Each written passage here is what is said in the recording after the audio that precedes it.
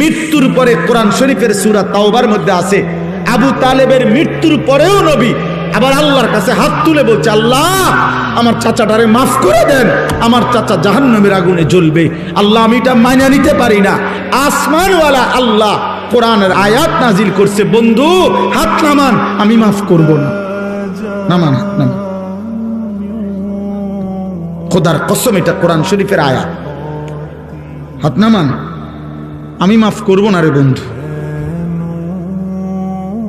কার হাত নামাইছে? কার হাত বুঝছেন? কার হাত? আপনি বুঝছেন উনি কেডা? আপনি বুঝেন উনি কে? আল্লাহর কি হয় জানেন? কলজাটা, কলজা, ওই মালিকের কলজার টুকরা এটা। তিনি মাহবুব, তিনি হাবিব, এই কায়নাতে এর চাইতে প্রিয় ওনার কে? তো তার হাত নামাই দিছে বেটা, ওনার হাত নামাই দিছে। নামান, আপনি হাত নামান। আপনি কে? আমি কে?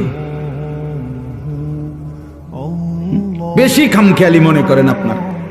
ইব্রাহিম আলাইহিস সালাম কোরআন শরীফে আছে, ইব্রাহিম আলাইহিস সালাম ওনার আব্বা আজরকে জাহান্নাম থেকে বাঁচাবার জন্য কত লক্ষবার যে কাকুতি মিনতি করছে কোরআনের মধ্যে আছে, শত শতবার ইয়া আবাতি, ইয়া আবাতি, ইয়া আবাতি, ইয়া আবাতি কোরআন শরীফে আছে। আব্বা, এই আব্বা, এই আব্বা, আব্বা আপনি ইমান আনেন, ওই বাপ ইমান আনেন, বাপ ইমান আনেন, ইমান আনেন, ইমান আনেন।